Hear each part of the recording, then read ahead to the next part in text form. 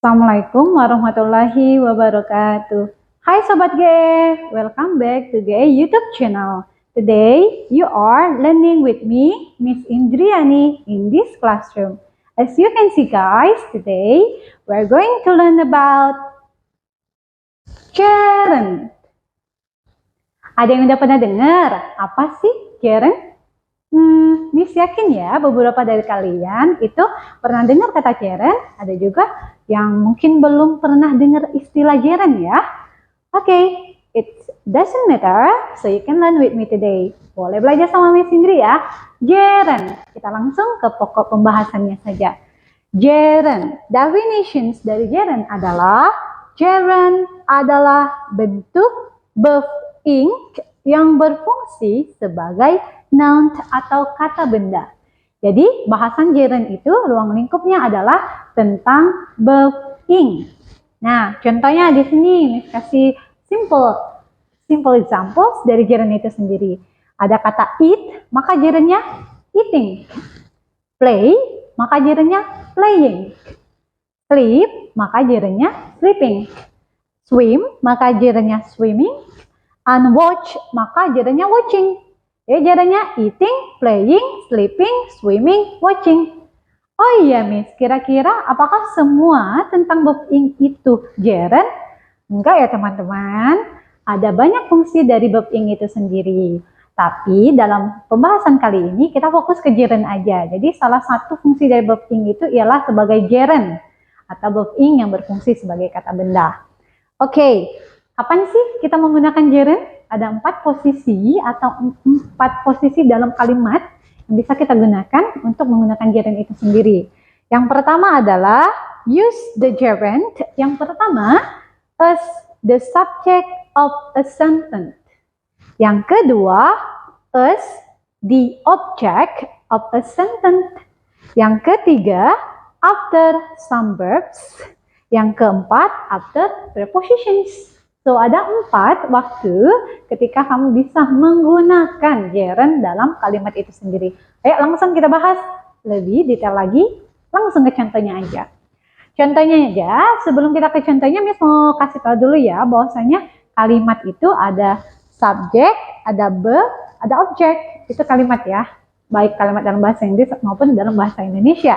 Ya, kita bahas hubungan kalimat dengan gerund itu sendiri. Yang pertama adalah fungsi gerund as the subject of a sentence, yaitu berfungsi sebagai subjek dari kalimat.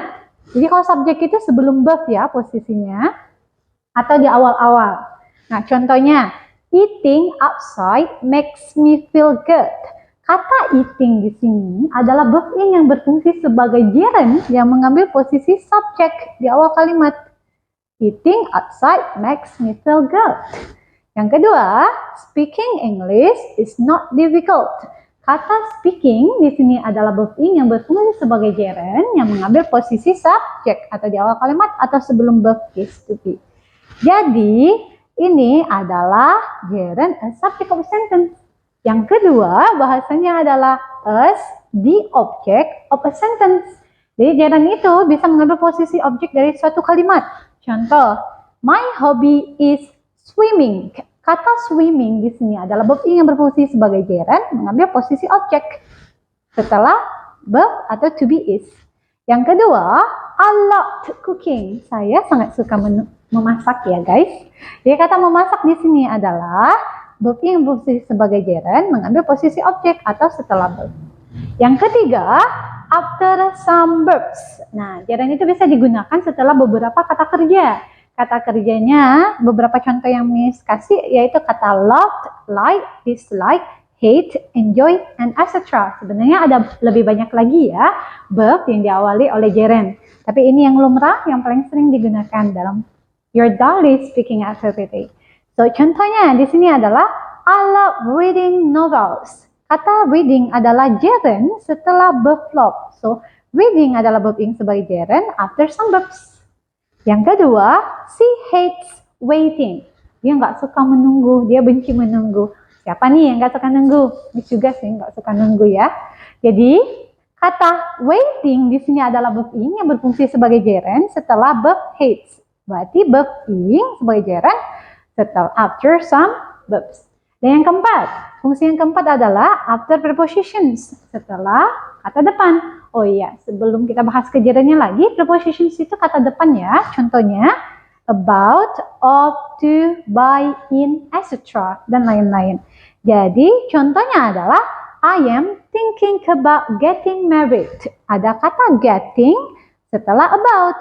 Maka getting adalah verb ing yang berfungsi sebagai gerund after prepositions about. Yang terakhir, she is afraid of making mistakes. Ada kata verb ing making, maka verb ing ini adalah gerund yang mengambil posisi after prepositions of. Gitu.